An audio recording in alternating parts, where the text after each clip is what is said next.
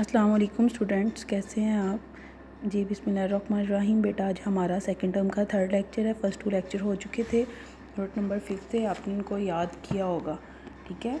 मैंने आपको advantages of friction कल पढ़ाए थे, जिनमें से मैंने कहा था आपने ये पॉइंट्स याद करने हैं। नेक्स्ट बेटा है डिसएडवांटेजेस ऑफ फ्रिक्शन। आपका 5th एक्सरसाइज 5th क्वेश्चन था, जिसमें से कल हाफ मैंने कहा था एडवांटेजेस याद करने, और उसमें 5th क्वेश्चन में ये पूछा गया एडवांटेजेस और डिसएडवांटेजेस फ्रिक्शन के बताएं, जिनमें से आपने हाफ क्वेश्चन किया था कल और हाफ आज हम करेंगे। डिसएडवांटेजेस ऑफ फ्रिक्शन बेटा, जैसे ही किसी चीज़ के फ़ायदे हैं उसके साथ उसके नुकसानात भी तो होते हैं। इसी तरह अगर फ्रिक्शन के फ़ायदे हैं, ठीक है, इसी तरह उसके नुकसानात भी हैं। जैसे कि आप चल फिर रहे हैं तो फ्रिक्शन की वजह से आप अपनी ज़मीन पे चल फिर रहे हैं, लिख रहे हैं, रनिंग कर रहे हैं, तो इसके साथ साथ बेटा अगर आप बहुत हाई स्पीड से भाग रहे हैं, दौड़ रहे हैं, या हाई स्पीड से आपकी कोई गाड़ी चल रही है और यकदम से आप उसको ब्रेक लगाएंगे, तो एक बहुत फास्ट चीज़ को यकदम से रोक देना, तो उससे नुकसान भी तो हो सकता है ना। जो चीज़ फास्ट गाड़ी जा रही है बहुत तेज़, तो यकदम से उसकी ब्रेक लगा दी जाए, तो वो उससे ये भी तो हो सकता है ना कि वो गाड़ी उलट जाए, नुकसान हो जाए। तो ये चीज़ भी यहाँ पे नुकसान दे देती है कि अगर आप बहुत एक फ़ास्ट चीज़ कोई मूव करी, वहाँ पे एक फ्रिक्शन लगा दी जाएगी, यहाँ पे ब्रेक लगा दी जाएगी, तो वो क्या होगा,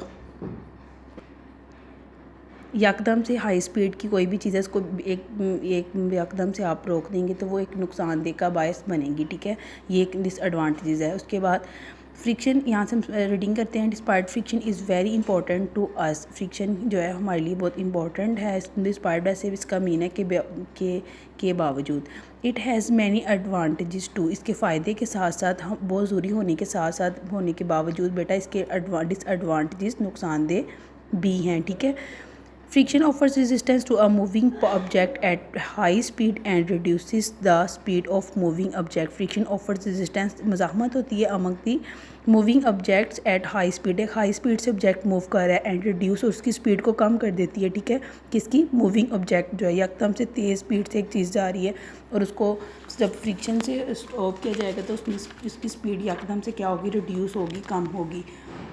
नेक्स्ट है we know that worn out tyres of the vehicle are replaced after some period. क्या होता है कि फिर इससे आप जानते हैं कि कोई चीज़ यूज़ हुई जा रही है, उसमें रगड़ लगा रहे हैं आप, स्लिपिंग हो रही है उसकी ज़मीन के साथ या किस चीज़ के साथ फ्रिक्शन हो रही, तो बेटा वो घिसती भी तो जाएगी ना, ठीक है। उसने ये कहा है कि the tyre of the vehicles are replaced after some period. तो फिर वो कुछ टाइम के बाद आपको गाड़ी का जो टायर है या कोई किसी भी चीज़ का टायर है वो आपको चेंज करना पड़ता है, ठीक है।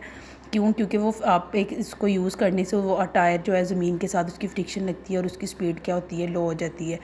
स्पीड नहीं, उस टायर जो है उसका जो लेदर होता है वो घिस जाता है, वो ख़त्म हो जाता है, अपना टाइम जो है टाइम पीरियड उसका ख़त्म हो चुका होता है, इसलिए आपको उसको रिप्लेस करना पड़ता है, उसको चेंज करना पड़ता है। What is the cause of wear and tear of tyres? Wear and tear mean टूट फूट। तो ये टूट फूट जो है टायर्स की क्यों होती है, क्वेश्चन है।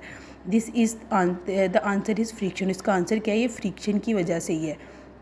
एकदम से स्लिपिंग करेंगे तो वो आपकी जो रगड़ सी लगेगी, उससे क्या होगा, चीज़ जो है उसमें थोड़ी सी उसकी एनर्जी में या उसकी जो भी फंक्शन है उसका उसमें कमी आएगी। सिमिलरली इसी तरह we do not grease the chain of a bicycle. अगर बाईसाइकिल के चेन को आप ऑयल नहीं लगाएंगे, चकनाहट नहीं देंगे, the chain and the pulley will wear out soon due to the friction की वजह से उसकी पुली जो होगी या उसके बाद जो उसके ऊपर चेन लगाई है वो ख़राब हो जाएगी, उतर जाएगी, अपना काम करना छोड़ देगी, उसमें एक जकड़ जाएगी, ठीक है, मजबूती से, और उसको इजीली मूवमेंट उसकी नहीं होगी।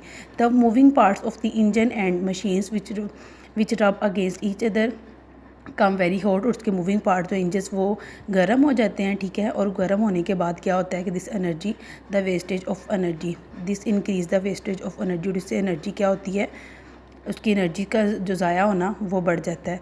The sole of our shoe is worn out due to the friction with the ground. आपके शूज़ आपने कभी देखा होगा, ज़्यादा आप जब टाइम में आप यूज़ करेंगे, उसको फ्रिक्शन स्लिपिंग करेंगे, तो उसके टायर के जो नीचे वाला आपका सोल है वो क्या होगा, sole of our shoes worn out, वो बिल्कुल घिस जाएंगे, ठीक है, जूता आपका। तो वो किसकी वजह से होगा, ज़मीन के साथ उसकी फ्रिक्शन होगी और वो फ्रिक्शन की वजह से आपका जूता भी नीचे से क्या होगा, sole of our shoes worn out, बिल्कुल उतर जाएंगी या वो सोल जो उसकी ख़राब हो जाएगी। मैं आपके 4 पॉइंट्स बनते हैं डिसएडवांटेजेस ऑफ फ्रिक्शन के। 4 पॉइंट्स आपने इसके याद करने हैं। फ़ी ईमानिल्लाह।